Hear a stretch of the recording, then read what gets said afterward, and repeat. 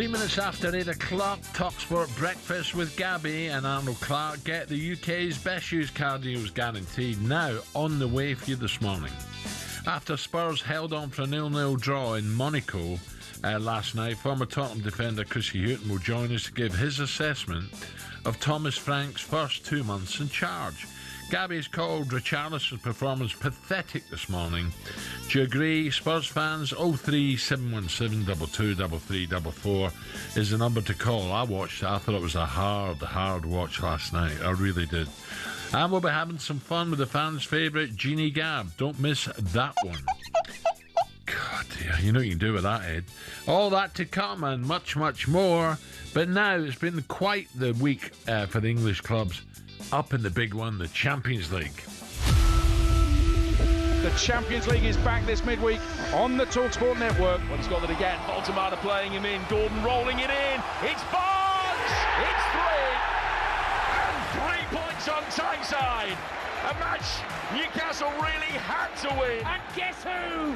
Erling Haaland rifles it home. There is just no stopping Erling Braut Haaland. Comprehensive Manchester City performance, back to where we'd expect them to be. Arsenal from a set piece yet again, but listen, they've been so effective from them. It's now Arsenal 4, Atletico Madrid 0. Victor Gyökeres at the double. Tessa, what a save on the line from Vicario. Kept it out again superbly. Without their goalkeeper, definitely would come away with nothing. Monaco 0, Tottenham Hotspur 0. The first time I've watched him live, Esteval, what a player. He is toying with the Ajax defence. Chelsea 5, Ajax 1. Dominic Szoboszlai, 25 yards out, drills it into the bottom corner and gets Liverpool a fit. What a response from Arne Slot's team. 5-1, job done. A Liverpool back? Yeah, that's right. Of the 6 English clubs in the Champions League, 5-1 with Spurs, the only team to drop points away in Monaco. Newcastle were emphatic on Tuesday against Mourinho's Benfica. City professional as ever against Villarreal. And Liverpool bounced back to winning ways last night, a big 3-5-1, a thumping 5-1 win. Liverpool fans, let's hear from you. You're better off without Mo Salah at the moment and Isak. 03717 223344. That's the number. Gives a call. Peter's a Liverpool fan. Peter, very good morning. Good morning, Peter. Good morning, Al. Morning, Gabby. Pete, what do you make of it all? They needed a big victory, and that was just the boost that you needed. Yeah, it was a cracking performance. Probably the best one we've had this season up to yet. Everything sort of clicked into place going forward, especially. Still a little bit of doubt at the back. Because they got through too easy for their goal. But I'm sure he can sort that out. I thought Robbo made the difference at the back. Yes. I thought he was brilliant. He was mobile, he'd thrown tackles in. The ball he played for Ekitiki's goal was unbelievable. But you were saying about Salah as well, about Salah getting left out. I think it could be to kick up the jacksie that he needs. Yeah, something's not right, Peter. Something's not right with him at the moment. It looks as if he's drained the confidence, which is remarkable. I'm not so sure it's a confidence thing, Al. I think losing Jota was worse for him than any of the others, because him and Jota were very, very close. Very close. And I think it's affected him. You could see that game that we played where he was on the pitch at the end and the man was in tears. I mean, he was absolutely destroyed by it. And I think it's taken him a little bit longer than the others to get over. But he'll get there because he's a class player. You don't become a bum overnight. No. You don't. He's brilliant. Peter, I wouldn't be surprised if he scores the winner against Brentford. Wouldn't surprise me at all. No, I wouldn't be so. I mean, I think if it depends on Isak.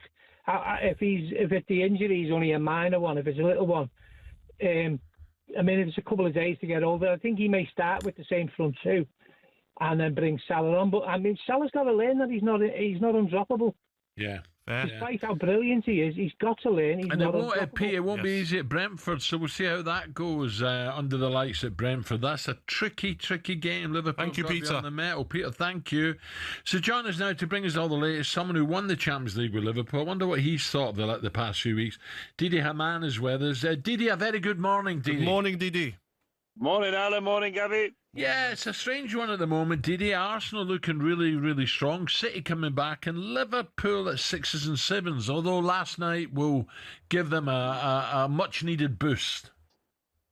Yeah, absolutely. Obviously, the Premier League, they've got to make sure they keep tabs on the top two, Arsenal and City. But yeah, it was a big step forward because it was probably the first convincing performance they had all season. They won games without playing well, and obviously had that run of 4 defeats now. And yeah, I think a big boost for the confidence. And obviously, Wirtz getting his first couple of assists, I think will be a lot of weight off his shoulders, and hopefully we see the best of him now.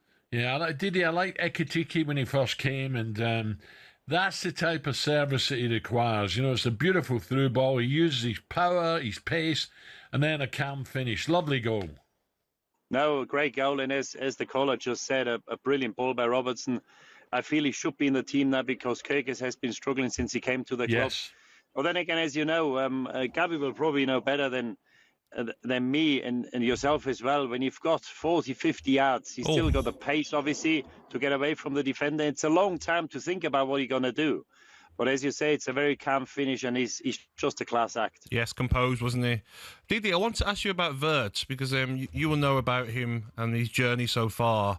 When I watch him, he looks so, elegant on the ball, outside of the foot passes, enjoying his football, even though the outside noise of not performing and a flop signing, he will come good, won't he, at Liverpool?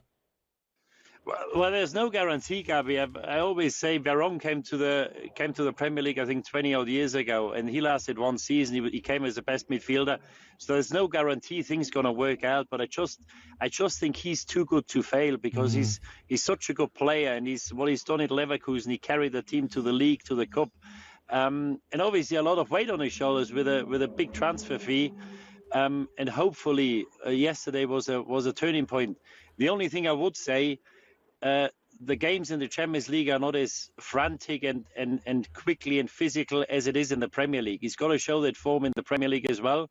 He hasn't done it so far. He showed glimpses, and as Al said, it's a tough game on Saturday because Brentford, I watched them Monday night against a poor West Ham, and they've been very impressive. So hopefully he can carry on Saturday. Didi, just looking at Champions League, Paris they're the team to beat for me. Paris, Real Madrid had a good win, Inter up there. But what about Bayern? Could this be? Look, Harry's in great form, 20 goals. He has. Could Bayern make a Champions League final this year? Well, they're probably one of the hottest, if not the hottest property in European football. They won 12 games now. I think the record stands at 13. AC Milan years ago. They can obviously equal that on Saturday. They've beaten some good teams. Obviously, they've been very impressive against Chelsea in the Champions League. But as we know, they've got a pretty thin squad, and you've got to need all your players. They've got to be on form in March, April, May. It's a long time. At the moment, I'd say yes, but I'd still say that if you look at Arsenal and Paris, they're probably a bit better equipped than Bayern. Now we're going to Man City, Didi. I looked at their bench yesterday, and Pep Guardiola was very happy with how players have come back from injury. You look at Aït-Nouri, Aki, Foden, O'Reilly, Kovacic, Bob, Reinders, Shirky and Marmoush as their bench with Trafford in goal. He's looking a lot stronger now, isn't it, as a squad, Manchester City? No, they have. I think they really bought well in the summer. Shirky and Reinders look very good players. I think the question will be what happens with Rodri. I'm not sure whether they can get to the heights they've been to without him after his injury, crucial ligament injury. Some players came back. They've never been the same. I think that's a big question, whether Rodri comes back. If they get him to anywhere near where he was, I think City is probably a team you have to think about as well. Yeah. Arsenal, how impressed have you been with Arsenal, Didi? Well, you look at Bayern Munich and they're just free-flowing. They score goals, free-flowing football. Now, what I like with Arsenal is what they haven't had for the last, 10, 15 years. They're functional. And obviously, they've got the best defense in the Premier League, maybe the best defense in the Champions League as well. They don't concede many goals. I think they only conceded 3 or 4 so far in all competitions. And when you do that with the quality they've got going forward, they added Eze, a class player. I just feel they're the team to beat in the Premier League. and maybe even in the Champions League. Unless they do it, it's very hard to say they're going to do it.